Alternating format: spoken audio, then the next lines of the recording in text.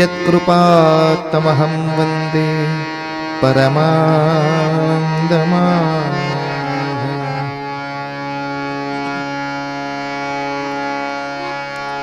हरि जय जय राम, जय जय राम, जय जय राम,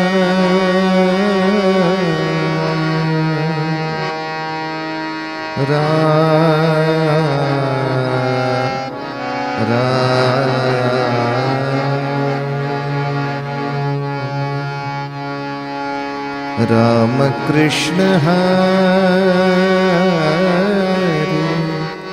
हरि जय जय राम, राम कृष्ण हरि जय जय राम, जय जय राम, जय जय राम, हरि जय जय राम, राम कृष्ण हरि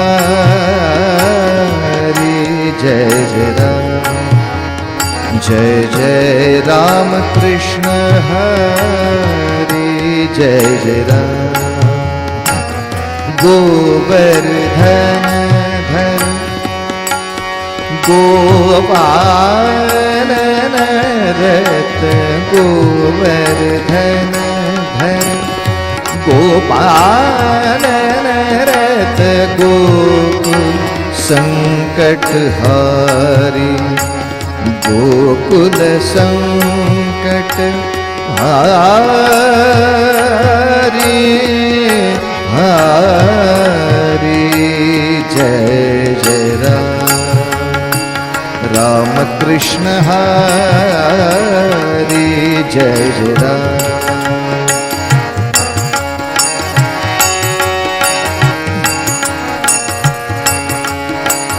राम कृष्ण हरि जय जय राम, नवनीरदस नवनीत प्रिय, नवनीरदसम नवनीत प्रिय, नवल विनोद विहारी जय जय राम, नवल विनोद, नवल विनोद, नवल विनोद विहारी जय जय राम, राम कृष्ण हरि जय जय राम,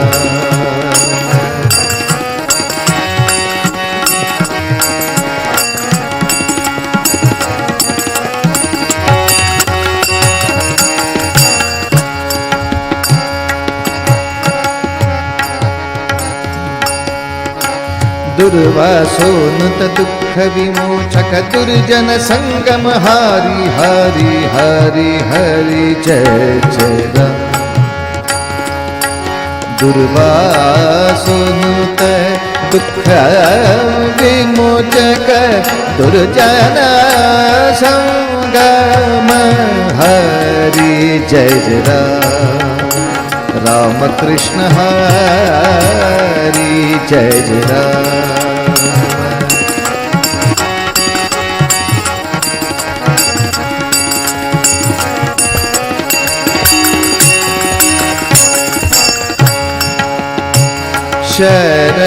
शरणागत धियना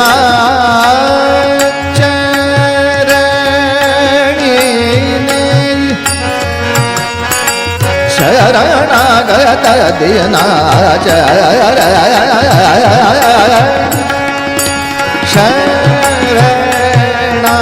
शरणागत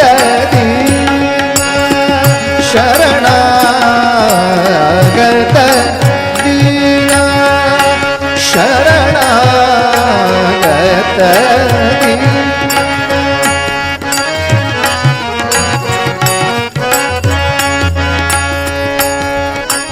शरणागत दिनाचरणी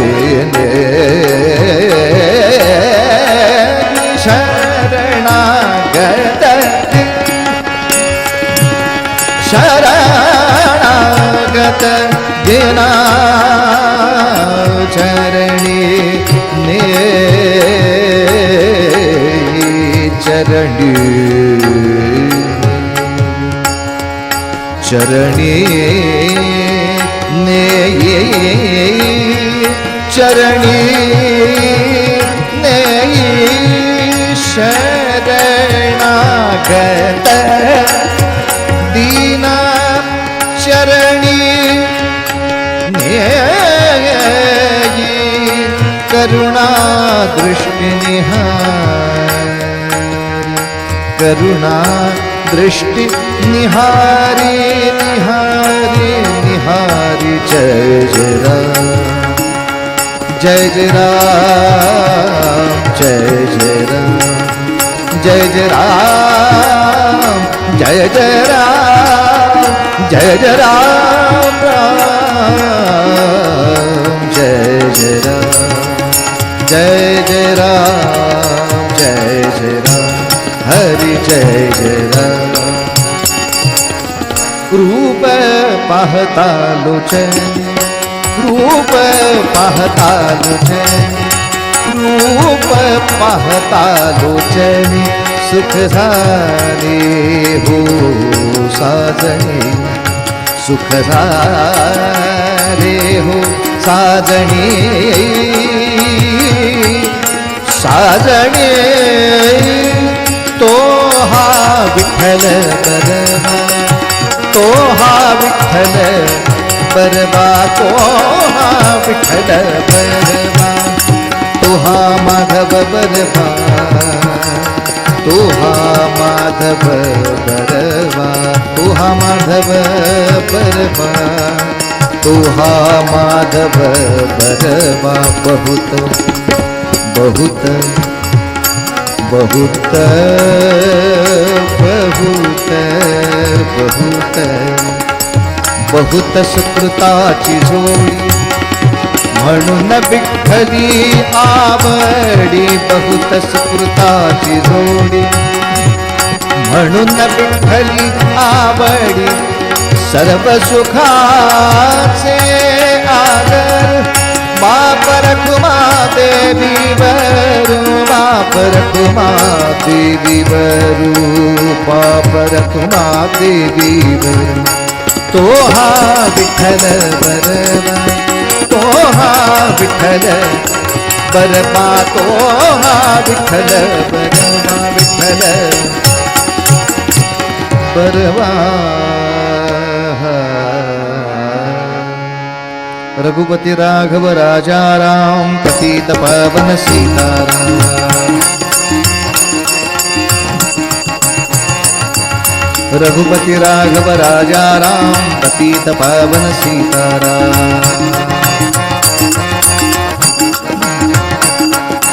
रघुपति राघव राजा राम पतित पावन सीताराम राजाधिराज रामचंद्र महाराज की जय कुंडलिका वरदे हार विठ्ठल श्री ज्ञानदेव तुकाराम पंढरीनाथ महाराज की जय भारत माता की जय आर्य सनातन वैदिक हिंदू धर्म की जय जय जय रघुवीर समर्थ महारुद्र हनुमान की जय। आज गुरुवारचा दिवस आहे. आपलं पहिल्या दिवशी ठरलं होतं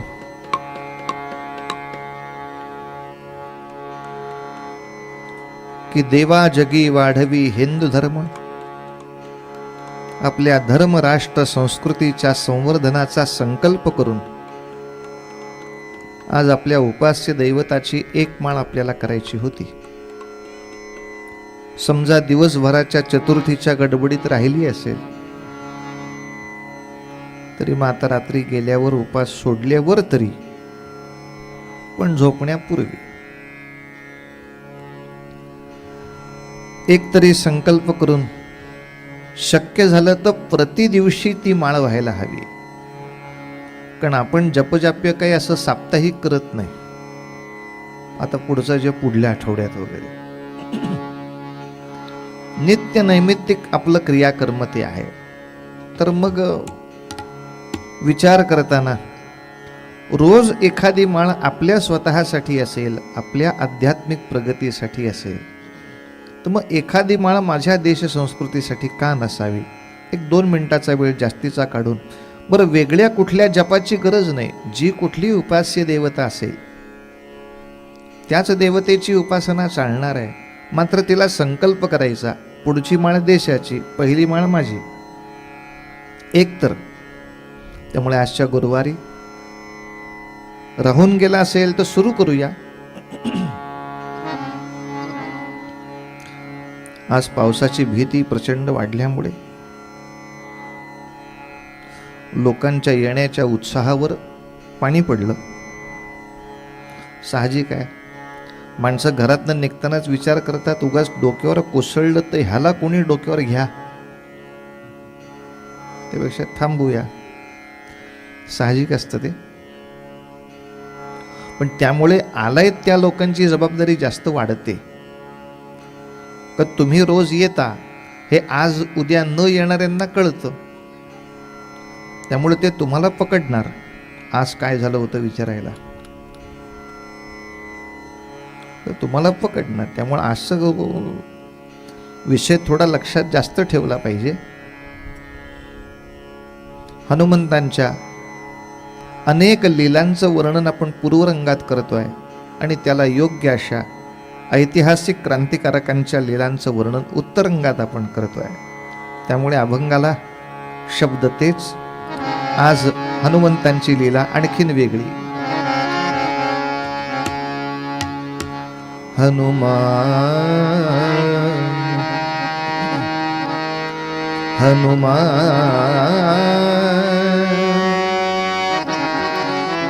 हनुमान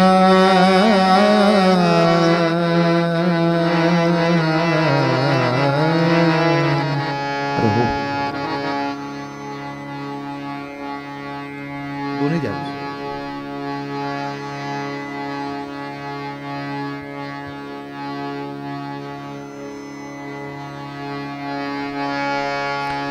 काल मी नमनाचा राग सांगितला, आज सांगितलं नाही, त्यामुळे मला अडकीत त्यात पकडाल. आजचा राग बुवा तुम्हालाच माहीत नव्हता का काय? आज मुद्दाम थोडा वेगळा विचार केला होता. गुरुवारचा दिवस आहे, दत्त संप्रदायाचा ह्या दिवशी प्रभाव असतो, नाथ संप्रदायाचा असतो. तर शास्त्रीय संगीतामध्ये यमन कल्याण नावाचा राग आहेच, पण नवनाथांपैकी गोरक्षनाथांनी याच कल्याण रागाचं वेगळं रूप तयार केलं आणि त्यांच्या भजनांसाठी हा अधिक वापरला. म्हणजे नाथ संप्रदायामधले साधू सुद्धा शास्त्रीय संगीताची किंवा संगीताचं अध्यात्मासाठी काय रूप आहे याचं फार सुंदर जाण घेणारे होते. म्हणून या रागाला गोरखनाथांनी केलेला कल्याण म्हणून गोरख कल्याण असं नाव आहे. अर्थात हे नाव सांगून काही उपयोग आहे? तो काय लक्षात राहणार आहे? हरी जय जय राम राम कृष्ण हरी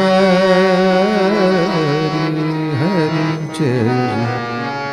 डोंबल बुवाचं काय कळणार, पण दुसरं गाणं म्हटलं की पाठ होईल. हा आयुष्यात विसरणार नाही आपण. गोरख कल्याण म्हणजे याच्याच पुढचे सूर म्हणा. मोगरा फुलला ल ल ल ल ल. आता कोण visceral Gorakh Kalyan? The the त द द ल द त त त त त त त त त त त. तोंडपाठ. अधूनमधून रागांची माहिती असलेली बरं. मुद्दामच महारुद्रांचं नमन जे आहे, अभंग जो आहे, त्यासाठी राग पण तसाच निवडलाय, भीम. भीमपलास. त्यामुळे भीमपलास राग तसा लोकप्रिय आहे. हनुमंतांचा अभंग नेसा गा म प ग म ग रे नेसा गा म प ग म प नि द प म प द प म प ग म सा ग ग म म प ग ग रे. कई बारी हनुमान दिंदा दिन दिन कई बारी हनुमान कई बारी हनुमान कई बारी हनुमान अमुचा कई बारी हनुमान पाठी असता तो जग जेठी पाठी असता तो जग जेठी वरकड काय गुमान हनुचा वरकड काय गुमान कई बारी हनुमान कई बारी हनुमान हनुचा कई बारी हनुमान.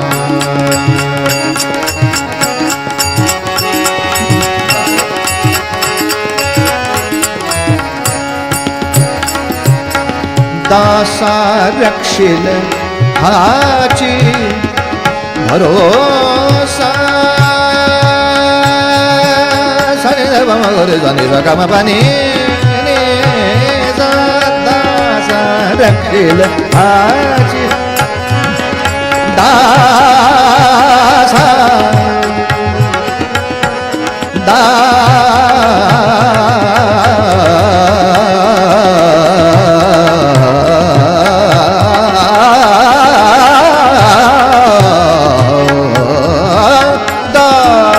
रक्षिल हाची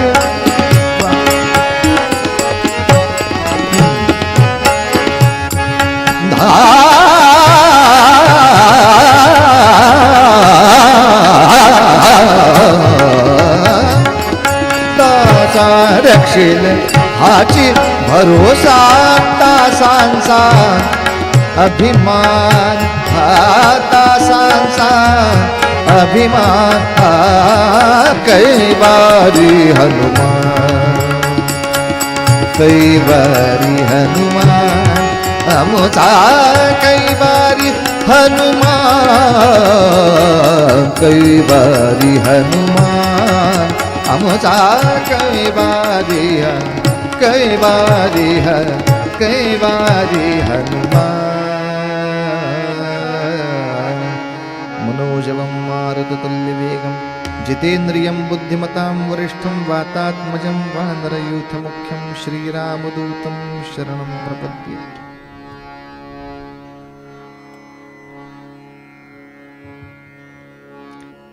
या अभंगाचं निरूपण आपण भीमरूपी स्तोत्राचा आधार घेऊन करतो आहोत. पण अभंगामध्ये हनुमान हा एकच शब्द आलाय. बाकी हनुमंतांचं वर्णन समर्थाने केलंय ते भीमरूपी मध्ये केलंय. भीमरूपी महारुद्रा वज्र हनुमान मारुती वनारी अंजनी सूता रामदूता प्रभंजना महाबळी प्राणदाता सकळा उठवी बळे सौख्यकारी दुःखहारी. या 3 शब्दावर आपण कालपासून त्रास देतोय. धूर्त वैष्णव गायका. आज थोडं पुढे जाऊ. दीनानाथा हरिरूपा सुंदरा जगदांतरा पाताल देवता हंता भव्य सिंदूर लेपना. पाताल देवता हंता म्हणजे काय?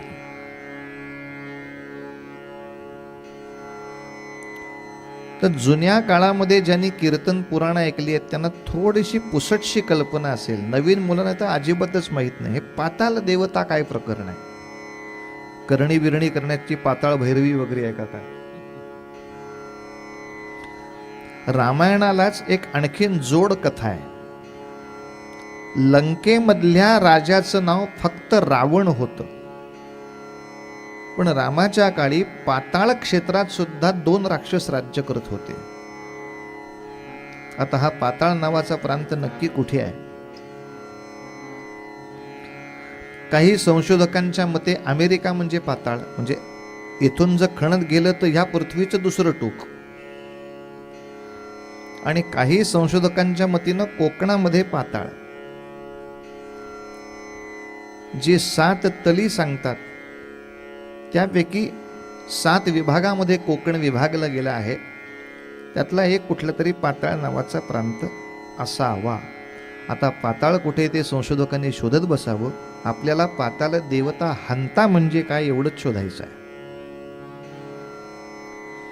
या पाताळ प्रांतामध्ये 2 राजे राज्य करत होते. हे दोघही सख्खे भाऊ होते आणि पुराणामध्ये यांचं नाव अहिरावण आणि महिरावण. यांचा नातेसंबंध रावणाशी काही नाही, पण बहुतेक त्यावेळेला फॅशन असावी, रावणावरनं नाव ठेवायची. पण रावण सगळ्या देवदेवतांना थरकाप सोडतो, म्हणजे आपल्या पोरगाही तसाच पराक्रमी व्हावा या इच्छेनं रावणाचंच नाव ठोकून दिलेलं दिसतंय, अहिरावण महिरावण. या 2 राक्षसांनी असा उपद्व्याप केला. त्यांनी युद्ध नाही केलं. राम लक्ष्मण झोपेमध्ये असतानाच त्यांना मायावी पाशाने बांधून जमिनीतूनच एकदम खालनं भुयारातून पाताळात नेलं. राम लक्ष्मणांचं संरक्षण करण्याची जबाबदारी या युद्धाच्या काळात ही मारुतीरायांची होती. रामरायांच्या पर्णकुटीमध्ये कोणी शिरकाव करू नये म्हणून सगळ्या बाजूने कडक बंदोबस्त होता. आणि अशा कडक बंदोबस्तामध्ये रामलक्ष्मण असताना सुद्धा अचानक एक दिवशी तो बंदोबस्त हलवला आणि आत पाहिलं, रामप्रभू नाहीत, लक्ष्मण नाही. आणि शोध घेता घेता कळलं खालनं भुयार केलंय कोणीतरी, आणि त्या भुयारातून पलीकडे मारुती गेले.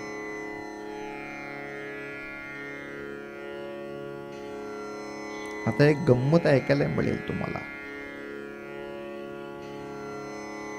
त्या पाताळाच्या वेशीपर्यंत मारुती गेली. त्या वेशीवर एक रक्षक उभा होता, आत राज्यात जाऊ द्यायचं नाही सांगण्यासाठी. त्या रक्षकाने दम दिला, खबरदार जर टाच मारून झालं परिचित, मी ते रक्षक आहे. मारुतीरायांनी त्याच्याकडे फारसं लक्ष दिलं नाही. एक झापड मारली तर उडेल अशी तब्येत त्याची. कसे काय हे राज्य करतात या रक्षकांना ठेवून देऊ जाणे. तो तिथनं दम देतोय, याद राख मला बाजूला टाकणं फार महागात पडेल. एवढस मला दम देते. तरी धाडस करून हनुमंतानी पाऊल आत टाकलं, मात्र एखादी गोचिड चिकटल्यासारखा तो चिकटला पायाला. तुम्हाला मी जाऊ देणार नाही. म्हणजे तो अख्खा मिठी मारून उभा होता, तो पाया इतकाच होता.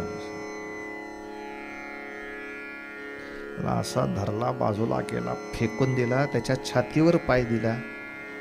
जाऊ देतोयस का मारू? मारा.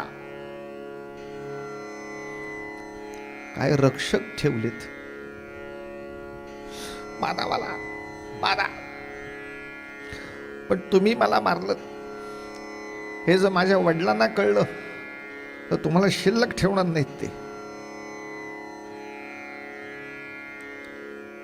तुझे वडील पराक्रमी आहेत म्हणून तू असा दम देतोयस का? काय तुझ्या वडिलांचं नाव? तो म्हणला मारुती. त्यांनी पाय काढून घेतला ना. घाबरला का नाही? घाबरलात का ते? मारुतीरायाकडे ना हे काही झंगट आला अंगाशी. मी जन्मापासून ब्रह्मचारी.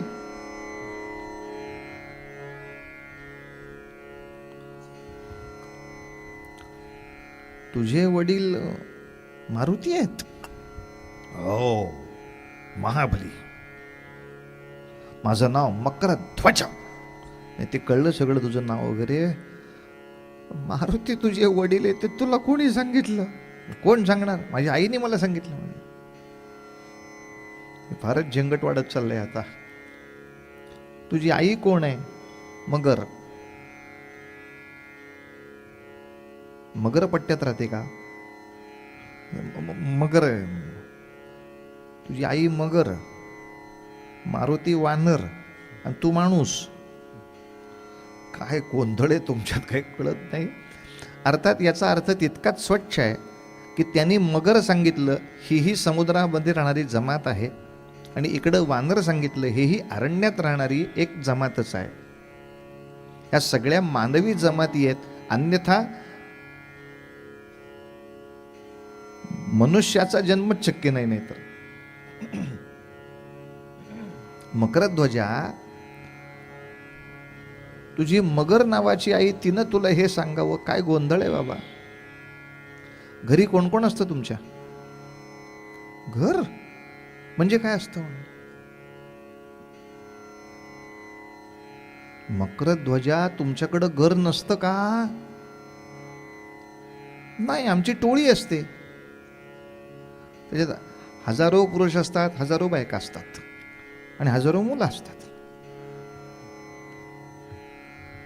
आता मारुतीरायांच्या लक्षात आलं काय गोंधळ आहे. हे समुद्रामध्ये राहणारी एक प्रचंड मोठी आदिवासी टोळी आहे, ज्यांच्याकडे कुटुंब संस्था नावाची संस्थाच नाहीये. नवरा बायको मुलं असं घर नाहीये, तो समूह आहे नुसताच. त्याच्यामध्ये जो ज्याला जेव्हा जसा आवडेल त्यांनी त्याला पकडावा, आणि जी मुलं होतील त्याच्यावर सगळ्या समूहाची मालकी आहे. सगळ्यांनी जबाबदारी घेतली ही सांभाळायची, ती आपली मुलं आहेत. त्यामुळे या मुलांचं काय होईल आणि आता काय होईल ह्याचा कोणालाच विधिनिषेध नाही, संबंध नाही. म्हणजे या मगरीला कुठल्या तरी त्याच समूहाच्या तिच्या आवडत्या माणसाकडनं दिवस गेले आहेत. पण तुला मारुतीराय तुझे वडील आहेत हे सांगण्याचं तिला काय कारण झालं असावं. मग त्यांनी ती सगळी कथा सांगितली. अहो, तुम्हाला माहित नाही, मारुती म्हणजे जबरदस्त आहे. हो का? त्याने असं इकडून रामेश्वरावरनं उड्डाण केलं, लंकेतच गेली आणि एकट्याने लंकेत जाऊन अख्खी लंका जाळली. हे मकरध्वज मारुतीला सांगतोय. बर, पुढं काय? पुढं मग ते लंकेतनं बाहेर आले आणि त्या समुद्राच्या तटाशी बसले होते. तेव्हा माझ्या आईनं त्यांना पाहिलं. तेव्हा तुझ्या आईने त्यांना पाहिलं. बर, तेव्हा ते सगळी पेटलेली शेपूट त्या पाण्यात विझवत बसली होती अशी, आणि उरलेल्या चिंध्या सोडवत होते. त्यातल्या सगळ्या काही चिंध्या पेटल्या नव्हत्या, आतल्या चिंध्या चांगल्या होत्या. मग ते चिंध्या त्यांनी काढल्या. हो, एवढा घाम अंगाला होता, तो सगळा घाम पुसत होते. त्या घाम पुसलेल्या चिंध्यांचा गोळा केला आणि टाकून दिला. तो माझ्या आईने पकडला. असलं प्रकरण झालं होय. त्या दिवसापासून आई मला सांगत असते, तू मारुतीसारखा ताकदवान व्हायला पाहिजेस. मारुती तुझ्या वडिलांसारखे आहेत, लक्षात ठेव. हरामखोरा हे आधी नाही बोलायचंच, ते वडिलांसारखे आहेत सांगितलं होतं. की मला माझा नवरा नावाची एक वस्तू इथे आहे, त्याच्यात प्रश्न नाही, पण माझ्या नवऱ्यापेक्षा माझं पोरगं असं बलवान व्हावं म्हणून त्याला आणखीन एक आदर्श देण्याच्या दृष्टीनं. तिला आदर्शाची दुसरी व्याख्या आत्तापर्यंत माहीत नाही, इतकी ती मागासलेली आहे बिचारी. या प्रकरणातनं तुझा जन्म झाला. हो, आता याची कपोल कथा पुढे करताना काही लोकांनी सांगितलं की तो घामाचा टाकलेला जो कपटे होते ते मगरीनं गिळले आणि गर्भधारणा झाली. असलं काहीतरी अवैज्ञानिक सांगून कीर्तनं चालवायची माझी इच्छा नाही. म्हणून असला काही प्रकार होत नसतो त्याच्यामध्ये. मुद्दा इतकाच आहे, ठीक आहे, त्यांनी घामाने पुसलेलं सगळी जी वस्त्र टाकली असतील ते त्याच्या पराक्रमावर प्रेम बसल्यामुळे तिनं जमा करून ठेवली असतील, यात संशय नाही. तिनं ती पकडली, तिनं ती सांभाळली, इतकंही म्हणता येईल. मात्र त्या पराक्रमाची ते मुलावरती संस्कार व्हावेत म्हणून ती जास्त तळमळतीये. तुझे बाबा मारुती तुझ्या बाबांसारखे आहेत. बरं, मारुती तुझ्या बाबांसारखे आहेत या वाक्याचा त्यांनी हा उलटा अर्थ घेतलाय की मारुती म्हणजे बाबासारखे आहेत, बाबा आहेत. आणि मग इतकं झाल्यावर मारुतीने ओळख करून दिली, अरे तू ज्यांचं नाव सांगतोयस, ज्यांच्या पराक्रमावर तुझी आई भाळली आणि हे सगळं केलंय, हो तोच मी मारुती लेका. अधिकाने सांगितलं, लगेच साष्टांग दंडवतच घातला. वा वा वा, बरं झालं तुमची भेट झाली, काय करू तुमच्यासाठी. आता रक्षक दलच आपल्याकडे आल्यावर संपलंच की विषय. हो हे बघ, राम आणि लक्ष्मणांना यांनी आत कोणीतरी आणले, अहिरावण महिरावणाने तुमच्या राजाने. ते कुठे शोधायचंय, आत त्याच्या सोपं आहे. आमच्याकडे देवीचा उत्सव आहे, ही पाताळाची देवता आहे आणि दरवर्षी हिच्या उत्सवाला एक नरबळी द्यावा लागतो. आमच्या राक्षसांनी सगळ्या पृथ्वीवरती फिरून रामासारखा उत्तम माणूस नाही अशी बातमी दिल्यामुळे इतका चांगला नैवेद्य दाखवावा म्हणून त्या दोघांना बळी देण्यासाठी आणलंय. त्यांना आयुर्वेदिक काहीतरी वास देऊन मूर्छित केलेलं आहे आणि आता मिरवणूक येणार आहे, ती देवीच्या देवळात जाणार आहे. ते बाकी बासुंदी श्रीखंड याचे सगळे नैवेद्य दाखवणार, त्याच्याबरोबर हा नैवेद्य दाखवणार आणि मग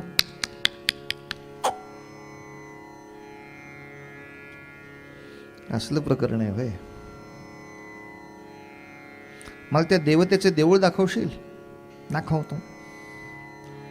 मग त्या देवतेचं देऊळ त्या मारुतीरायाने पाहिलं, त्या मिरवणुकीपर्यंत दबा धरून बसले. ती मिरवणूक आली, मिरवणुकीमध्ये राम लक्ष्मण बेशुद्ध पडलेले बघितले त्याने. अरे बाप रे, काय करू या दोघांसाठी. त्या दोघांना आत ठेवलं, पक्वान्न आत ठेवली. ते सगळेजण गाभाऱ्यामध्ये जमा झाले. समोर अहिरावण महिरावण बघितले, ते सोन्याचे मुकुट, तलवारी बिलवारी घातलेले, अकराळ वेकराळ, हिरवे पिवळे निळे कुठल्या रंगाचे असतील देव जाणे त्यावेळेला. ते एवढा चांगला बळी मिळाला म्हणजे देवी प्रसन्न होईल अशी त्यांची खात्री होती. आणि अचानक देवी बोलू लागली, शाबास मुलांनो,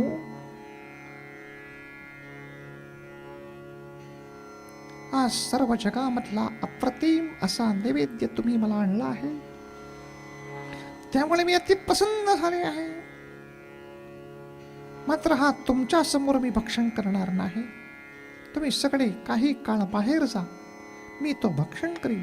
मग आनंदित होऊन तुम्हाला हव्या त्या वराची मी मागणी तुम्ही मान्य करीन. असं वगैरे देवी बोलायला लागल्यावर काय आनंद. सगळे एकमेकाला सांगतात, म्हटलं नव्हतं आम्ही. असा तुम्ही चांगला नैवेद्य दाखवा. देवी होतीच बघा प्रसन्न, प्रकट होती. आता उगाच गोंधळ नको, आपल्याला हवी ती वरदानं देवीकडनं मिळणार आहेत, तिला खाण्यासाठी हे ठेवूया आणि बाहेर जाऊ. ते बाहेर गेल्यावर देवीच्या मूर्तीच्या मागं मारुतीच उभे होते. ते बाहेर आले, ही बोलणारी देवी आतली. ते आले, त्याने औषधी होंगवल्या, रामा लक्ष्मणाला सावध केलं, इथं कुठं बसलाय, इथं कुठं आलो आपण, सहलीला आलोय. कुठं काय आलो, त्या अहिरावण महिरावणाने इथं वाट लावून टाकली आपली. मी धनुष्यबाण घेऊन आलोय, तुम्ही धनुष्य खांद्याला अडकवा, बाणाचा अक्षय भाता घ्या, युद्ध सुरू करणं भाग आहे. बाहेर सगळे देवाऱ्याचे हे प्रचंड प्रकरण उभं आहे आणि बराच वेळ झाला काही उत्तर येत नाही. या सगळ्या राक्षसांनी ते देऊळ फोडलं. तेव्हा हे तिघ जण उभे दिसले, राम लक्ष्मण हनुमंत. मग तुंबळ युद्ध सुरू झालं. या युद्धामध्ये एक गडबड चालली आहे. रामाने असा बाण मारावा साप दिशी की त्या ऐरावणाचं मुंडकं तुटावं. मुंडकं तुटलं की ते खाली पडायचं टाप दिशी आणि मग एक आवाज यायचा, परत मुंडकं चिकटायचं. रामाना कळे ना ही निवडणूक चालायची किती वर्ष, किती वेळा पाडलं तरी परत हेच सत्तेवर. आपलीच काय टिकतच नाही सत्ता ह्याच्यामध्ये. 50 वेळा पाडून झालं डोकं, परत हे हा नामखोर सत्तेवरच. काय करावं, मारुती शोध काढा बाबा. आणि त्याने त्या मकरध्वजालाच धरला. हे काय चाललंय, काय म्हणजे, अहो आमच्या अहिरावण महाराजांना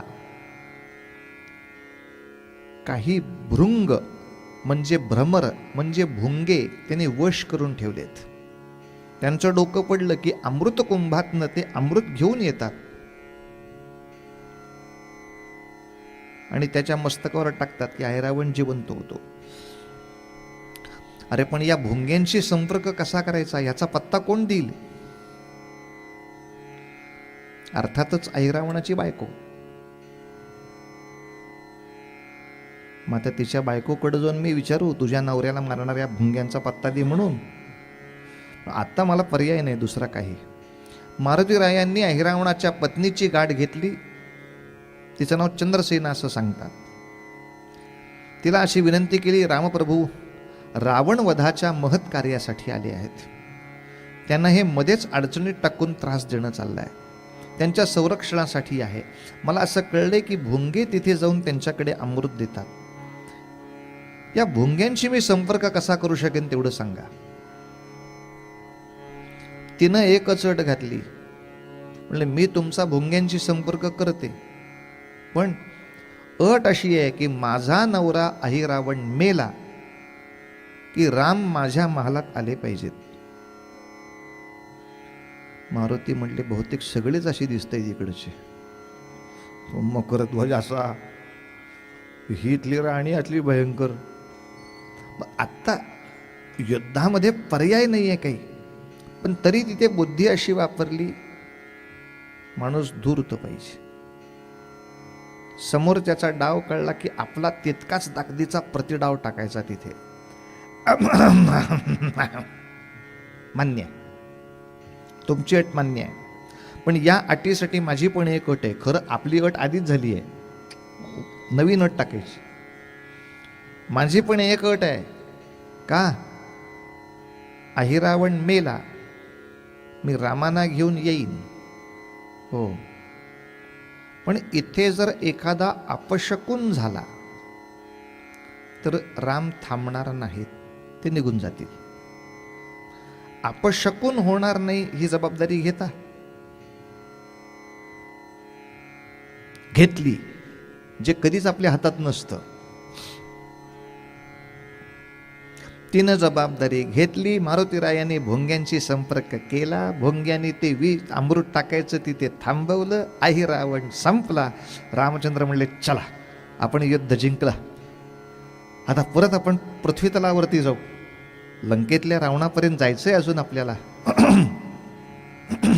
मारुती म्हणले त्याच्या आधी एक काम आहे आपल्याला. काय? चंद्रसेनेकडे जायचंय आपल्याला. मारुती, अरे मी एकपत्नी व्रती माणूस आहे. प्रभू तुम्ही फक्त चला, मी सगळी व्यवस्था केली आहे. मी तिला अट घातली आहे, तिथे अपशकुन झाला तर प्रभू थांबणार नाहीत. तर मग अपशकुन कुठला? तुम्ही चला. आणि रामांना घेऊन तिथे गेला चंद्रसेनेच्या महालामध्ये. त्या महालात गेल्यानंतर त्यांनी फक्त रामाच्या कानात इतकंच सांगितलं, गेल्या गेल्या इकडे तिकडे कुठेही बसू नका, फक्त जाऊन पलंगावर बसा. रामचंद्र गेले आणि पलंगाला हात लावला. काड काड काड काड काड काड काड काड आवाज झाला आणि पलंग अख्खा मोडून खाली पडला. अपशकुन झाला. राम बाहेर निघाले. मारुतीराय तिथेच. चला. ते म्हणले असं कसं काय झालं? मारुती म्हटले तुम्ही माझ्यावर डाव केलात रामाला अडकवायला, मी तुमच्यावर डाव केला. तुम्ही माझी ओळख कोणाशी करून दिली होती? भुंग्यांशी. लाकूड पोखरणारा सगळ्यात चांगला प्राणी माझा मित्र होता तेव्हा. तिकडे अमृत टाकायचं नाही ठरलं, मग दुसरं काम नको द्यायला यांना. ह्यांना तेवढंच काम दिलं होतं, युद्ध होईपर्यंत पलंग पोखरून ठेवा, तोपर्यंत तिकडचं उपद्व्याप ओरखतो आम्ही आमचे. हे जर नाही ऐकाल तर सगळे लोक माझ्या हातनं मराल. मग भुंग्यांनाही पटवलं की शेवटी अधर्मासाठी लढून मरण्यापेक्षा रामासाठी आपण काही कष्ट केले तर जास्त पुण्य लाभणार आहे. काय भुंग्यांसारखे कीटक सुद्धा रामाचा ऐकतात हो, असा त्या ठिकाणी आदर्श उभा केला. अहिरावण महिरावणाच्या मदतीला पाताळाची देवता सुद्धा आली असं म्हटलं जातं, पण तिचाही पराभव करून रामराय त्यावेळेला विजयी झाले. पण या पाताळ देवतेचा पराभव करण्यासाठी सगळ्यात मोठी मदत असेल तर ती हनुमंतांची होती. एवढ्या मोठ्या गोष्टीसाठी एक शब्द समर्थाने वापरला, पाताल देवता हंता भव्य सिंदूर लेपना. अशी मोठी गोष्ट आहे पाताळ देवता या प्रकाराची. आता अनेकांना शंका असेल, कारण अनेक लोकांना रामाबद्दल फारसं कुतूहल नसतं. ते चंद्रसेनेचं काय झालं? तुला करायचंय का लग्न? पाठव का तुला तिथं? असं विषय टाळू नका बुवा. राम निघून गेले. तिचं काय झालं? मग पुराणाच्या पद्धतीप्रमाणे ती कथा पुढे वाढवली जाते. ती म्हणते, प्रभू तुम्ही प्राप्त व्हावे म्हणून मी हे धाडस केलं होतं, पण तुम्ही तर निघून चाललात. मग तेव्हा भगवंतांनी सांगितलं की एक पत्नी व्रताचा मी भंग करू शकत नाही. रामावतारामध्ये आदर्श उभे करण्यासाठी एक पत्नी व्रताला मला राहिलं पाहिजे. पुढल्या अवतारामध्ये मला ते बंधन नाही. कृष्णावतारामध्ये तो कालखंड वेगळा असल्यामुळे त्या पद्धतीनं जगावं लागणं हे अपेक्षित आहे. तेव्हा पुढल्या जन्मासाठी तुम्हाला मान्यता देऊन ठेवतो. माझ्या अष्टनायिका असतील त्यापैकी एक कोणीतरी तुम्ही असाल. अशा तऱ्हेची एक पौराणिक कथा याच्या पुढे जुळून गेली. पण याच्यामध्ये पुन्हा कृष्णाबद्दल बोलतानाही आपण निष्पक्षपणे बोललं पाहिजे. कृष्णावतारामध्ये भले त्यांनी 8 लग्न केली, पण या 8 लग्नांमध्ये स्वतःच्या विषयासाठी किती लग्न असतात? तसं म्हणाल तर कृष्णाने वैषयिक गोष्टीसाठी कुठलंच लग्न केलं नाही. अगदी पहिलं रुक्मिणीशी स्वयंवर केलं, ते सुद्धा परित्राणाय साधूनाम विनाशाय च दुष्कृताम धर्म संस्थापनार्थाय, एक राजशक्ती आपल्याबरोबर उभी राहील यासाठी केलं. धर्मपालनाच्या कर्तव्यासाठीच जवळजवळ ही सगळी लग्न झाली. त्यामुळं लग्नाच्या अनेक बायका असणं हे काही लंपटपणाचं लक्षण कृष्णाचं किंवा कोणाचंच मानलं जात नाही. 8 बायका असणं हे लंपटपणाचं लक्षण मानायचं असेल तर शिवाजीराजांबद्दल असं बोलणार का? त्यांनाही 8 राण्या होत्या. पण आपण समजू शकतो 8 राण्या असणं हे त्या काळातल्या राजांचे रिवाज होते. एवढी 8 सरदारांची घरं आपल्याशी नातेसंबंधांनी बांधली की संरक्षणाची फळी बळकट होत असे. यासाठी काही विवाह करावे लागत. म्हणून तर 8 लग्न झालेली असतानाही समर्थ रामदास स्वामी शिवाजीराजांबद्दल बोलताना हाच शब्द उच्चारतात, श्रीमंत योगी आहे. आपण आश्चर्यचकित होऊ, 8 लग्न झालेला माणूस योगी? बाह्य अवडंबरावरती योग सांभाळायचा नसतो, बघायचा नसतो. आंतरिक अवस्था खरंच कशी आहे याच्यावरती योग फार महत्वाचा आहे. आणखीन एक गोष्ट मारुतीरायांची सांगून पुरे. अशा अनेक संकटातून मारुतीरायांनी रामांना सोडवलंय अशी गंमत आहे. हे ऐरावण मैरावण तर झालंच, पण जेव्हा पहिल्यांदा महत्वाचा प्रश्न आला होता, सुग्रीव मित्र झाला होता, वालीला मारायचा होता, तेव्हा उपाय हाच होता, सुग्रीवा तू वालीला मारामारीला बोलव, तुम्ही दोघं मारामारी करा, ते चालू असताना मी वालीला बाण मारून संपवीन. सुग्रीवानी वालीला बोलवला, त्या दोघांनी मारामारी केली, पण रामांनी बाणच मारला नाही. त्यामुळे पुरेसा मार खाऊन सुग्रीव पळाला. रामांवर चिडला, रामा तुम्हाला काय हंपायर म्हणून उभं केलं आहे? ते मला आऊट व्हायची वेळ आली होती तिथं. मग रामाने सांगितलं, काय करू रे बाळा, युद्ध सुरू झालं की सुग्रीव कुठला आणि वाली कुठला तेच कळत नाही. याचा अर्थ दोघांची तब्येत एकसारखीच असली पाहिजे. अनेकांचा गैरसमज असतो की सुग्रीव म्हणजे जरा तब्येतीनं कमी होता आणि वाली म्हणजे तब्येतीनं जाड होता. असं का? कारण भक्त हा दुबळा असला पाहिजे ही आमच्या डोक्यात पक्की कल्पना आहे. भक्त म्हणजे सुदामा, राक्षस म्हणजे वास्को द गामा. मग कशासाठी? म्हणजे पैलवान असूनही तो भक्त असू शकतो ही कल्पना का रुजू शकत नाही? मारुतीरायांनी हाच आदर्श दिला की भक्त असूनही भीमरूपी पैलवानच पाहिजे तो. सुग्रीव तब्येतीनं कुठेही कमी नाही, उलट वाली आणि सुग्रीव कोण लांबून कळत नाही इतके ते एकसारखे तब्येतीचे आहेत. मग तरी सुग्रीव मार का खातो? पुन्हा प्रश्न हा युद्ध सुरू झालं की हा धाकटा भाऊ आहे हे वाली विसरू शकतो, पण हा थोरला भाऊ आहे हे सुग्रीव विसरू शकत नाही. त्यामुळे त्याचा आघात तितका क्रूरपणे होत नाही, तो नातं विसरू शकत नाही. आणि मग मारुतीरायांनी आपलं डोकं चालवलं, तुळशीची माळ तयार केली, सुग्रीवाच्या गळ्यात घातली आणि रामाना सांगितलं, ज्याच्या गळ्यात माळ तो आपला, त्याला मारायचा नाही. असं रामाकडनं त्यांनी तेव्हा वचन घेतलं. तेव्हापासून सगळे माळा घालायला लागले की लांबून सुद्धा त्याला कळावं, तुमचाच आहे, चुकून बाण माराल मलाच, बिन माळेचे जे असतील त्यांना पकडा. पण याचा अर्थही मारुतीरायानेच सांगितला, सुग्रीवा, जी गोष्ट देवाला अर्पण करायची असेल त्याच्यावर तुळशीपत्र ठेवतात, आणि तू तर तुळशीची माळ अंगावर धारण केली आहेस. हा सर्व देह देवाच्या कार्यासाठी अर्पण करता आला पाहिजे. वालीला संपवला त्या युद्धामध्ये. रामचंद्राने बाण मारला. वालीनं एकच प्रश्न केला, रामा, तुझं माझं युद्ध चालू नसताना तू मला मारलंस, हा अधर्म नाही का? याला रामचंद्रांचं फार सुंदर उत्तर आहे.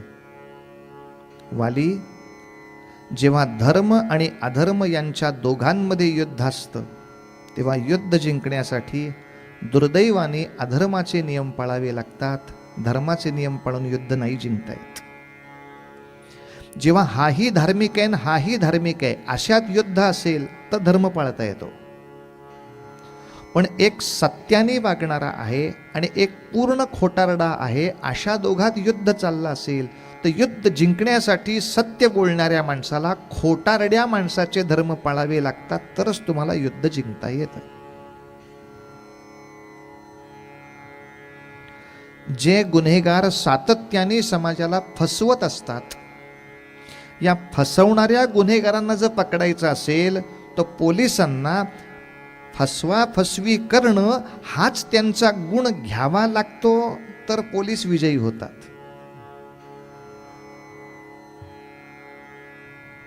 बँकेमध्ये सगळ्या लोकांची नजर चुकवून पैसे चोरणारे जे कोणी असतील टोळ्या, यांना पकडण्यासाठी ते जसं कोणाला न कळता बँकेत येतात तसं त्यांना न कळता मी तिथे येणं हे दुसऱ्या पद्धतीनं फसवायचंच काम पोलिसाला करावं लागतं.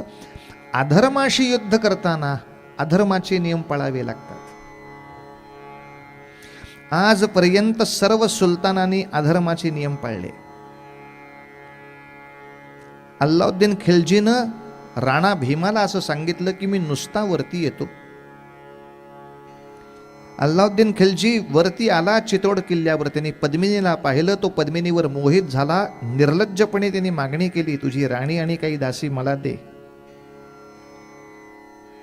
पण इतकी निर्लज्ज मागणी झालेली असताना सुद्धा आतिथ्याला मारायचा नाही, या धर्माच्या नावाखाली त्याला मारला नाही. इतकंच नव्हे तर अल्लाउद्दीन खिलजी म्हणाला, मी निशस्त्र तुझ्याकडे आलो पाहुणा म्हणून, आता तू ये माझ्याकडे असाच निशस्त्र पाहुणा म्हणून, बघू तुझ्या अंगात दम आहे का. आणि हा नको तो दम दाखवायला हा राजा गेला निशस्त्र. अल्लाउद्दीन खिलजीने तिथंच अटक केली आणि चितोडवर हल्ला केला. आम्हाला फसवून चालणारा हा अधर्म आहे. अशा सुलतानांच्या विरुद्ध जर शिवाजी महाराजांना विजय मिळवायचा असेल तर कोणाचे नियम पाळायचे? सुलतानाचे पाळायचे. तू फसवतोस ना, चल आता मी पण फसवतो. अधर्माने वागणाऱ्या रावणाशी युद्ध करायचं असेल तर रावणाचे पक्ष खतम करण्यासाठी काही काळ अगदी सद्धर्मन साधन शुचिता नाही सापडली म्हणून फारसं काही वाईट वाटून घ्यायची गरज नाही. त्यातून दुसरंही उत्तर त्यांनी वालीला दिलंय, वाली तू लेका तुझ्या धाकट्या भावाची बायको सुद्धा पळवलीस, जी आपल्या सुनेसारखी धर्माने सांगितलेली असते. सुनेवर सुद्धा वाईट नजर ठेवणारा हा मनुष्यात गणला जात नाही, तो पशु गणला जातो. आणि पशुशी युद्ध करायची गरज नसते, पशुची शिकार केली तरी धर्माला मान्य आहे. जर आपल्याशी लोकांनी माणसासारखं वागावं अशी इच्छा असेल तर मग आपण आधी माणसासारखं वागावं ना. जनावरासारखं वागायचं, अर्थात हे सुद्धा म्हणणं चुकीचं आहे, कारण जनावर सुद्धा असं वाईट वागत नाही. आजपर्यंत कुठल्याही प्राणीशास्त्रात कधीही बलात्कार नावाची केसच नाही, कारण जनावर कधीही स्त्री जातीवर बळजबरी करत नाही. ते सगळ्या पातकाच्या राशी फक्त माणसाच्या डोक्यावर दिलेत भगवंतांनी. त्यामुळे जनावरासारखा का वागलास असं म्हणण्यामध्ये खरा जनावराचा अपमान आहे, ते आपल्यावर खटला करू शकत नाही म्हणून बरं आहे. पण वालीला संपवल्यानंतर संपूर्ण वानरांच्या राज्याची मदत रामाना मिळाली, याचं एकमेव कारण मारुती आहेत. पण मारुतीरायांनी सांगितलंय, रामा, आमच्या वानरांच्या राज्यात 2 गट आहेत. एक वालीचा गट आहे आणि एक सुग्रीवाचा गट आहे. तू वालीला मारल्याबद्दल वालीच्या गटाचे सगळे लोक तुझ्या विरोधात गेले असतील. आपल्याला सगळं सैन्य हवंय ना, का या गटाचे आणि या गटाची अशी एकमेकात मारामारी हवी आहे? नको आहे ना. मग याला उपाय एकच आहे, राजा करायचा सुग्रीवाला आणि युवराज करायचा अंगदाला. अंगद हा वालीचा मुलगा आहे, तेव्हा राज्य यांच्याकडे ठेवा आणि युवराज पदाचं नॉमिनेशन त्यांच्या गटात ठेवा. लक्षात घ्या, काही राजकारणाच्या गोष्टी बुद्धिमत्तेनंच सोडवाव्या लागतात. रामचंद्रांना इतका आनंद झाला, मारुती तू आहेस म्हणून ह्या सगळ्या गटांचा मला पाठिंबा आहे. नाही तर सगळे गट एक एक करून गटगट जर गेले असते तर मला काय करता आलं असतं बा, सांग बरं. आपल्या वचनाने, आपल्या बोलण्याने तुम्हाला आमच्या वानरांच्या एकूण परिस्थितीबद्दल अज्ञान असेल तर ते बाजूला करून तुम्हाला नीट सम्यक गोष्टी सांगून आवश्यक ते करणं, हेही आपल्याकडे भक्ताचं लक्षण आहे. आपल्याकडे नेहमी म्हणतात, काय भक्तांनी आपलं नाम घेत बसा, उगाच राजकारणात काय चाललंय, कुठले गट आहेत, कोण आहे कोण नाही आहे, कोण त्रास आहे बघू नये. त्यांचे ते काय करायचे ते करतील, त्यांचे ते काय मरायचे ते मरतील, त्यांचे ते काय बोल, आपण फक्त नाम घ्यावे. असं वांझोट नामस्मरण किमान मारुतीरायांचं तरी दिसत नाही. त्याने नामस्मरण सोडलं नाही, पण इतिहासावर किंवा समाजावर प्रभाव टाकणारे अनेक जे समाजातले गट असतात, या गटाला कोणाला खुश ठेवायचं, कोणाला राजी ठेवायचं, कोणाला नीट ठेवायचं, या सगळ्यांना एकत्र करून समाज राष्ट्रकार्य कसं करायचं याच्याशी कधीही त्यांनी पाठ फिरवलेली नाही. म्हणून आपल्याकडे म्हणणं असं आहे, आपण असं बोललं पाहिजे की जे लोकांनाही बरं वाटलं पाहिजे आणि त्यांनी देवाचं काम होऊन देवालाही बरं वाटलं पाहिजे.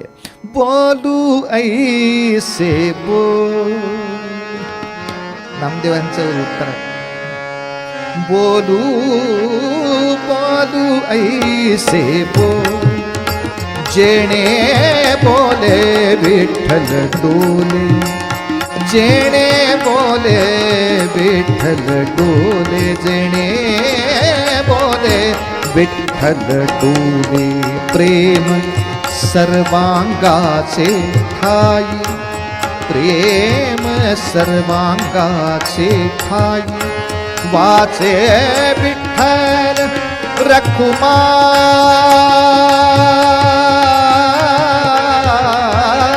वाचे विठ्ठल रखुमाई. हो बोलू ऐसे बोल, बोल बोलू ऐसे बोल, बोलू ऐसे बोल, जेणे बोले विठ्ठल डोले, जेणे बोले विठ्ठल डोले, जेणे बोले.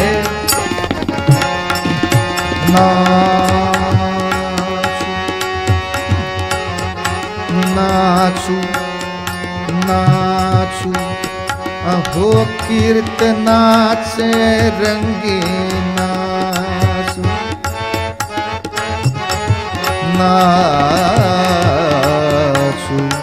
नाचू कीर्तनाचे रंगी ज्ञान दीप लावू जगी, ज्ञान दीप लावू, ज्ञान दीप लावू जगी, नाचू कीर्तनाचे रंगी, ज्ञान दीप लावू जगी, परेहुनी परते घर,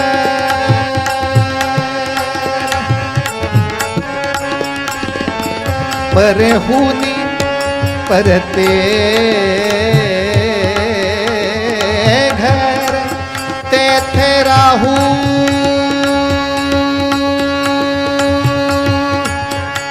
राहू निरंतर, सर्व सत्ता आली हाता, सर्व सत्ता आली हाता, नाम याचा खेचर दाता, नाम याचा खेचर दाता, नाम याचा खेचर दाता, बोलू ऐसे बोल, बोल बोलू ऐसे बोल, बोल बोलू ऐसे बोल, जेणे बोले विठ्ठल डोले, जेणे बोले विठ्ठल डोले, जेणे बोले विठ्ठल डोले, विठ्ठल डोले, विठ्ठल डोले. पंढरीनाथ महाराज की जय. किमान रामकार्यामध्ये कोणताही अहंकार न ठेवता सहभाग झाला तरी देवाला बरं वाटतं. कारण भगवंतानी आजपर्यंत चांगल्या कामासाठी सगळ्यांचं संघटन हे कार्य केलं आहे. त्या संघटनाला झालेला विरोध हा नेहमीच देवाला त्रासदायक होईल.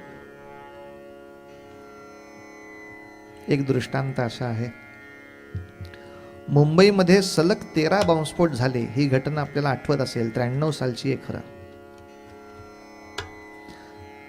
दिवाळीचे फटाके फुटावे तसे सलग 13 बॉम्बस्फोट झाले. ते दुबईमधनं केले गेले हेही उघडकीला आलं. हे बाहेरनं आलेल्या अतिरेक्यांनी केले हेही उघडकीला आलं.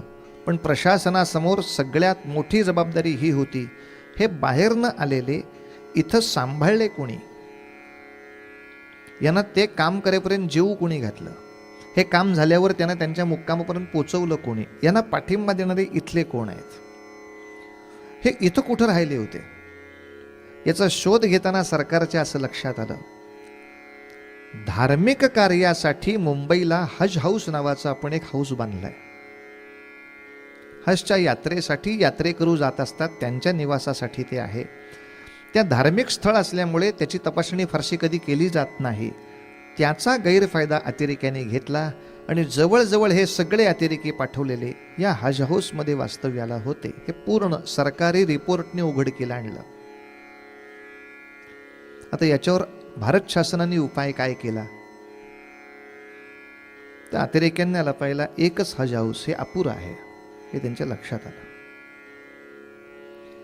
त्यामुळे 2008ची निवडणूक जिंकण्यासाठी आमच्या हलकट सरकारने देश विकून टाकल्यासारखं आणि अक्कल गहाण टाकल्यासारखं जाहीर केलं की भारतात आणखीन 200 शहरामध्ये आम्ही आमच्या खर्चाने हज हाऊस बांधू.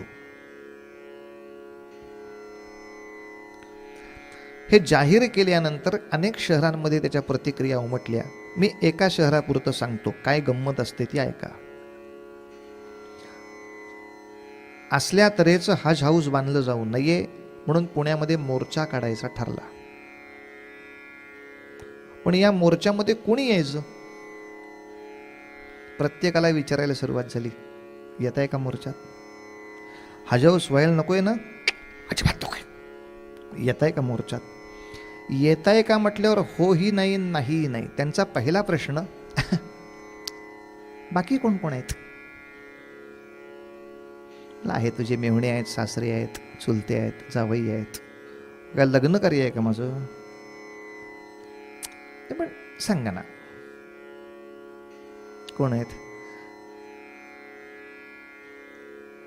त्यात ते हे नरेंद्र महाराजांचे आहेत का लोक? मग मग आम्ही कशाला? कशाला म्हणजे अतिरेकी काय गोळ्या घालताना विचारणार आहेत का की कोण नरेंद्र महाराजांचे आहेत, कोण अनिरुद्ध बापूंचे आहेत, कोण साईबाबांचे आहेत? ज्यांना ज्यांना ते नकोय अतिरेक्यांचं संरक्षण केंद्र, त्या सगळ्यांनी एकत्र यायचं, हाच विषय आहे. साईनाथ भक्त मंडळ त्यांनी सांगितलं गजानन महाराजांचे लोक असतील तर आम्ही नाही. गजानन महाराजांचे म्हणतात अक्कलकोटचे स्वामींचे लोक असतील तर आम्हाला कशाला बोलवता, हे सगळे असतील तर मग बाकीचे म्हणतात गोंदवलेकर महाराजांचे, आम्हाला नाम सदा बोलावे, ह्यापेक्षा आम्ही दुसऱ्या कशात पडतच नाही. त्यामुळे जेवणावळ फक्त याच्यानंतर असेल तर आम्हाला बोलवा. तेही कोणी येईनात. आणखीन एक दोघं तिघं तयार झाले होते, ते भंडारा त्या कराड कर्मक वारकरी संप्रदाय, ते येणार का? पण ते सनातनचे लोक आहेत का तुमच्याबरोबर? त्यांचं आमचं काही पटत नाही. शेवटी सांगायची वेळ आली, तुझं तुझ्या बायकोशी कुठं पटतंय सांग मला एकदा. प्रश्न एकमेकांशी किती घरात पटतं हा नाहीये. शेवटी 4 न पटणाऱ्या गोष्टी बाजूला ठेवता आल्या पाहिजेत. बाकी 90 ज्या गोष्टी एकमेकांच्या पटतात त्या लक्षात घेऊन त्याच्यावर पुढे संसार करता आला पाहिजे. 98 गोष्टी चांगल्या असताना 2 गोष्टी पटत नाहीत, ह्या विषयावर कशाला आपण कोळसे उघडत बसतोय? घर चालवायचं म्हटल्यावर मतभेद बाजूला ठेवणं हे जर आपल्या घरात जमतं तर देशात का नाही जमत? जर त्या मोर्चामध्ये प्रत्येकजण आपापली पाठी घेऊन आला असता की गजानन महाराजांच्या भक्त मंडळाला सुद्धा आमच्या भक्तांना मारणारे अतिरेकी नको आहेत, त्यांचं सुरक्षा स्थान नको आहे, 5000 गजानन महाराजांचे भक्त येतील स्वतःची पाठी लावून, 5000 साईनाथांचे भक्त येतील साईबाबांची पाठी घेऊन, अनेक अक्कलकोट स्वामींचे भक्त येतील स्वामी समर्थांची पाठी घेऊन, अनेक गोंदवलेकरांचे भक्त येतील गोंदवलेकरांचा फलक घेऊन, अनेक आपल्या अनिरुद्ध बापूंची माणसं येतील त्यांचा फलक घेऊन. अरे लक्षावधी संप्रदाय असे पाठदिशी एकत्र झाले असते तर एवढा दबाव सरकारवर आला असता. पर सगळ्यांना इच्छा होतीच ती की हे होऊ नये. मग समान मुद्द्यावर आपण साधे मोर्चात एकत्र येत नाही का? मोर्चामध्ये एकत्र येणे याचा अर्थ हा संप्रदाय ह्या संप्रदायात विलीन झाला असा अर्थ नसतो. हा गोपाळकाला असतो. पोहे पोह्यासारखेच आहेत, मिरची मिरचीसारखी आहे, कोथिंबीर कोथिंबिरीसारखी आहे, साखर साखरेसारखी आहे. हे काही एकमेकात विरघळले नाहीत, पण देवासाठी एक आले की प्रसाद होईल ना रे तयार त्याचा. प्रत्येक जण म्हणला मी एकटा बुडलो तरी चालेल पण सगळ्यांबरोबर येणार नाही. हा स्वतःचा अहंकार जर देव कार्याच्या आड आला तर हे बोलणं देवाला दुःख देणारं असतं. आणि माझा संप्रदाय कुठलाही असो, मी कलावती यांच्या भजनी मंडळात जात असो, मी कोणत्याही भजनी मंडळाचा सभासद असो, हिंदू राष्ट्राच्या संरक्षणासाठी जर एक विषयाचा विचार करायचा असेल तर मी नक्की किमान उपस्थितीची का होईना शक्ती त्या ठिकाणी दाखवेन. कोणाचा का कार्यक्रम असा, संघाचा असो, विश्व हिंदू परिषदेचा असो, यांचा असो त्यांचा असो, कार्यक्रम कोणाचा नाही, कुठल्या मुद्द्यासाठी आहे या मुद्द्याशी माझं एकमत असल्यामुळे आम्ही सारे तिथे एक क्षणामध्ये त्या ठिकाणी येऊ. असं जर काही आपल्या मनामध्ये आलं, ऐसे बोले तर विठ्ठल डोले, आणि ऐसे नाही बोले तर आहे नाही ते हातातले गेले, असे समजून चालायचं. याच्यानंतर पुढचं भविष्य इतकं अंधारमय होईल. या अंधारातून बाजूला होण्यासाठी पुढल्या पिढीला संघटनाचा मंत्र आपल्याला द्यायला हवा. त्यासाठी आपला आपला आदर्श उभा करायला हवा. छोटे छोटे इगो थोडे बाजूला ठेवून सुग्रीव राज्यावर आहे म्हटल्यावर सुग्रीवाच्याच पोराला युवराज करायला काय हरकत आहे, असं उगाच अतिरेकीपणा करू नको. त्याही गटाचा माणूस तुझ्या राज्यावर घे, तूही तुझ्या राज्यावर राहा. सगळ्यांनी एकत्र येऊन आपण रामकार्य करायचा प्रयत्न करूया. असा मारुतीरायांनी बुद्धीनं सर्वांना राजी राखून देवकार्य करण्याचा एक महामंत्र दिला. पाताल देवता हंता इथपर्यंत आपण पोचलो. याच्या पुढचं भीमरूपीचं जे निरूपण आहे ते आणखीन उद्यावर सोडण्यासाठी आज अभंगाचा पुनरुच्चार करायचा. सा ग म प नि सा नि द म प द म प ग रे सा. कैवारी हनुमान आमुचा कैवारी हनुमान, कैवारी हनुमान आमुचा कैवारी हनुमान, कैवारी हनुमान आमुचा कैवारी हनुमान. दासा रक्षिल हाची भरोसा हो. हार आणि बुक्का दासा रक्षिल दासा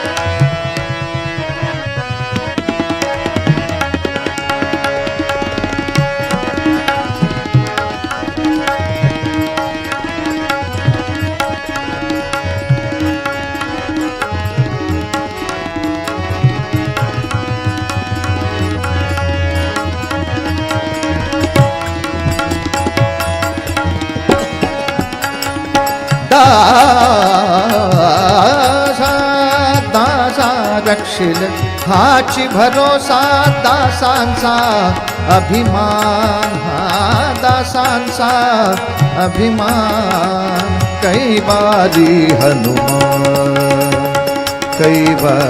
हनुमान अमोसा कैवारी हनुमान अमुचा कैवारी हनुमान महारुद्र हनुमान की जय. 5 वेळेला भजन करूया.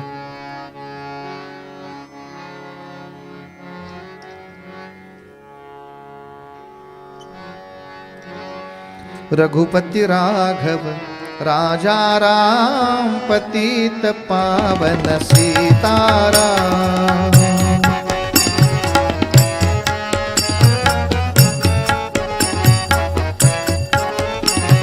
रघुपति राघव राजा राम पतित पावन सीताराम.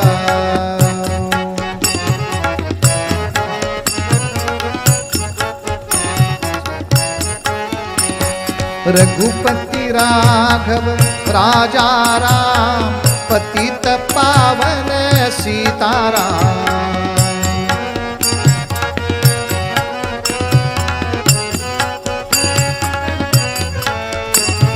रघुपति राघव राजा राम पतित पावन सीताराम.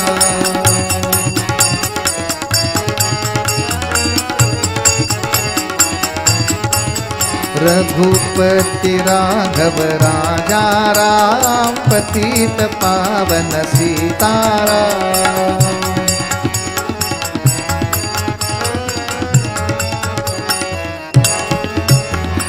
राजाधिराज रामचंद्र महाराज की जय. पुरुषांनी म्हणायचं हरे राम राम राम हरे हरे. हरे कृष्ण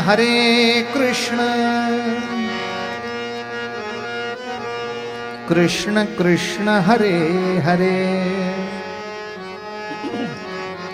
माता भगिनींचा आवाज हरे राम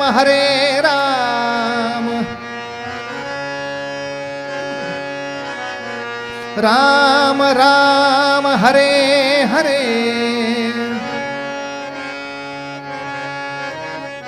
हरे कृष्ण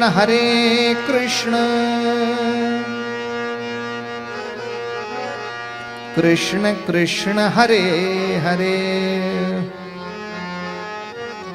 जय जयकार एकत्र. गोपाल कृष्ण महाराज की जय. गोपाल कृष्ण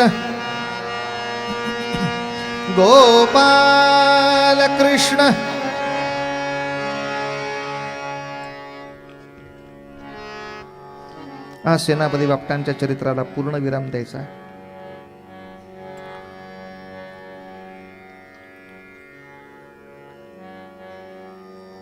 खरं म्हणाल तर जीवनचरित्र त्यांचं 1967 सालापर्यंत आहे.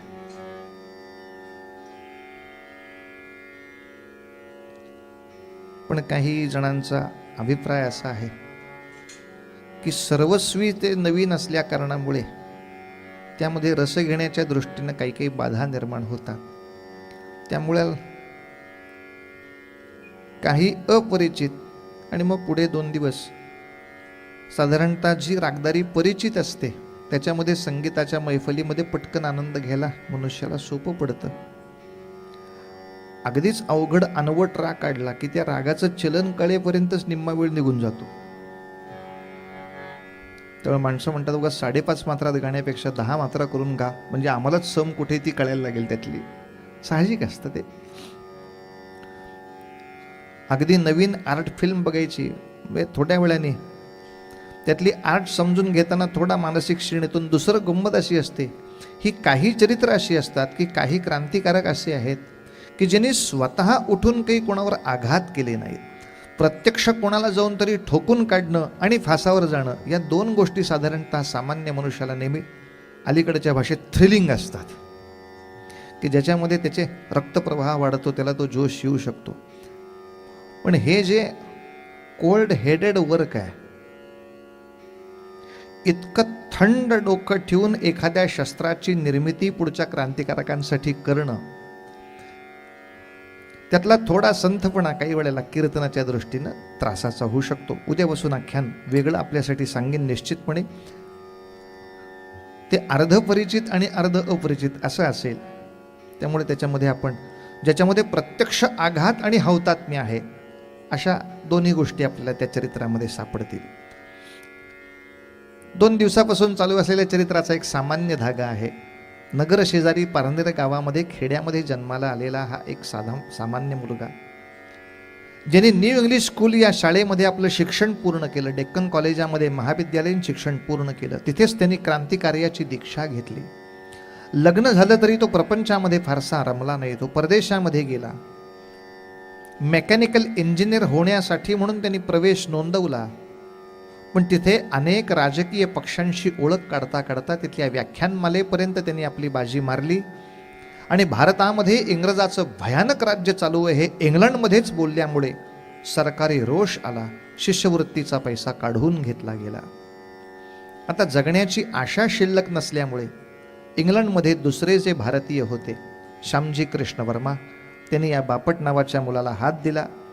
आपल्या इंडिया हाऊसमध्ये त्याला राहायला घेतलं आणि तिथेच त्यांची सावरकरांबरोबर भेट झाली. पांडुरंग महादेव बापट यांना त्या काळामध्ये सेनापती म्हणत नव्हते. सेनापती ही पदवी बापट भारतात आल्यानंतर त्यांना लोकांनी दिलेली आहे. तिथे पांडुरंग महादेव बापट इतक्याच नावाने ते होते. पण काल आपण अशा एका प्रसंगापर्यंत आलो की जेव्हा बापटांनी सावरकरांना काही गोष्टी सुचवल्या.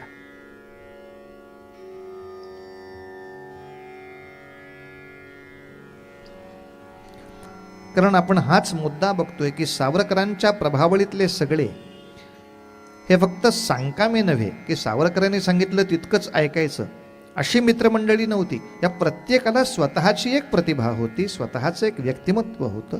अशा अनेक स्वयंभू असलेल्या लोकांचा हा सुंदर गट होता. म्हणून बापटाने सांगितलं. सावरकर नेहमी विनोदाने सांगायचेच, बापट म्हणजे असा तापट आहे की डोकं जर फिरलं आणि त्याला नुसता बोट दाखवलं की धरून आपट की बापट. भयानक माणूस आहे. तसे थोडे तापट होते डोक्याने. तापटपणाचा गोष्ट अशी की सावरकरांसारख्या मित्रावर सुद्धा ते खाडकन काही वेळेला रागवायचे. सावरकर ही भाषण बास आता. हो किती वेळ बडबड बडबड बडबड, तोंड दुखत कसं नाही. म्हणजे मी पण भाषण करणार आहे, नाही अशातली गोष्ट नाही, पण काय शस्त्र पाहिजे, युद्ध केलं पाहिजे, पराक्रम जमला पाहिजे, भारतीय लोकांनी हे किती वेळा ऐकायचं. प्रॅक्टिकल काय. आणि यासाठी बापटांनी ही कल्पना अशी दिली की मला बातमी लागली आहे. काही रशियन क्रांतिकारक फ्रान्समध्ये बसलेत. एकदा युरोपचा नकाशा कधी जमला तर बघा. म्हणजे हे सगळं कळण्यासाठी एकदा नकाशा बघा आणि तो मुलांना पण दाखवा. युरोप हे देशाचं नाव नाही, युरोप हे एका खंडाचं नाव आहे. युरोप खंडामध्ये अनेक देश आहेत आणि हे कित्येक देश इतके छोटे छोटे आहेत की आपल्या भारतामध्ये जेवढा एक प्रांत असतो त्या आकाराच्या पेक्षा सुद्धा छोटे तिकडचे देश आहेत. त्यामुळे जवळजवळ 10-15 देशांचे कडबोळं ते युरोपात आहे. त्यामुळे या देशातनं या देशात जाणं हे युरोपमध्ये आगगाडीतनं सुद्धा शक्य असतं, मोटरीतनं सुद्धा शक्य असतं. भारतातून दुबईला जाणं इतका लांब प्रदेश युरोपात नाही. फ्रान्समधनं जर्मनीमध्ये जाणं, इटलीमध्ये जाणं हे इतकं सोपं आहे की महाराष्ट्रातनं साधारण मध्य प्रदेशात जाणं, मध्य प्रदेशातनं कर्नाटकात येऊन थांबणं, इतक्या अंतरावर सगळे देश आहेत ते. पण तरी एवढीशी हद्द असली तरी ते देश आहेत. फ्रान्स आणि इंग्लंड हे सहज आगगाडीनं जाता येण्यासारखं अंतर आहे. का दाखवायचं? समजतो हो जरा. भूगोल नाही कळला तर मोठी पंचायत होते. पण माणसं धाडकन बोलून जातात. सुभाषबाबू जर्मनीत गेले होते, तिथून ते जपानमध्ये गेले. जर्मनीपासून जपान किती अंतरावर आहे बघितलंस का रे बाळा? असे एका वाक्यात गेले. जर्मनी हे युरोपचं डाव्या हाताचं एक टोक आहे. जपान हे साधारण उजव्या हाताचं जगाचं दुसरं टोक आहे. ज्या जर्मनीतून जपानमध्ये जाण्यासाठी समुद्राखालून प्रवास करावा लागला नेताजी सुभाषचंद्र बोसांना 3 महिने सलग, 3 महिने पाणबुडीतून प्रवास करून जपानला जावं लागतं. हे साधारणतः भूगोल कळल्याशिवाय कळेल का? असं वाटते जपान जर्मनी हे ते ह्याच्या पलीकडं हो. अंतराचा थोडा अंदाज यायला पाहिजे. आता अलीकडे पानिपत या युद्धाला 250 वर्ष पूर्ण झाली म्हणून काही पानिपताच्या कथांचं कथाकथन आम्ही महाविद्यालयामध्ये करायला लागलो. मुलांना कित्येकांना माहीतच नाही. म्हणले हे पानिपताची लढाई पुण्यात कुठं झाली हो? पुण्यात? अरे विद्वान, पानिपत पुण्यात नाही. महाराष्ट्राची 50,000 सेना उठून पानिपतावर गेली होती, तिथे ते युद्ध झालंय. मग त्याला नकाशा दाखवायला लागतो, त्याचे किलोमीटर्स मोजून दाखवावे लागतात, तेव्हा पोरांना कळतं. कल्पना कर माझ्या देवा, महाराष्ट्रापासून दिल्लीच्याही पलीकडे असणाऱ्या पानिपतावर पायी चालत जायचं, पायदळाने. प्रचंड मोठमोठ्या तोफा बैलांनी ओढून न्यायच्या, मध्ये विंध्य पर्वत, सातपुडा पर्वत या सगळ्याच्या रांगात चढायच्या, खाली उतरायच्या, दिल्ली मथुरापर्यंत जायचं. आणि तिथे गेल्यावर सरकारी रेस्ट हाऊसमध्ये आराम नाही करायचा, युद्ध करायचं.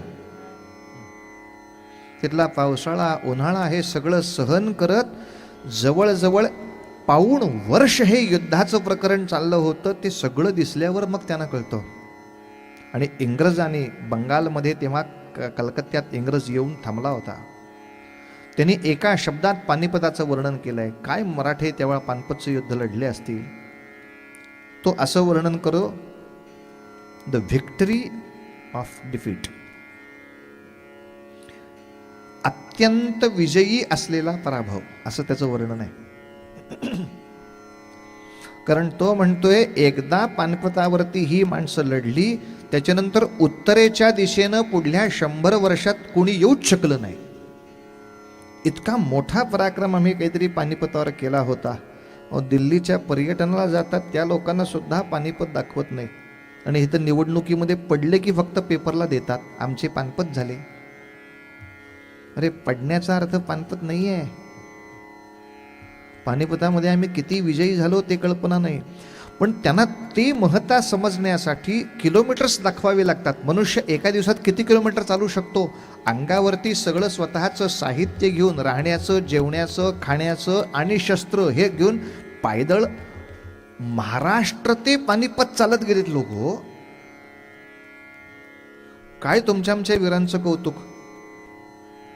आता ते युद्ध पुण्यातच झालं म्हटल्यानंतर विषयच संपला. आगगाडीतनं गेले असतील आणि तिथंच लढले असतील पलीकडच्या चौकात.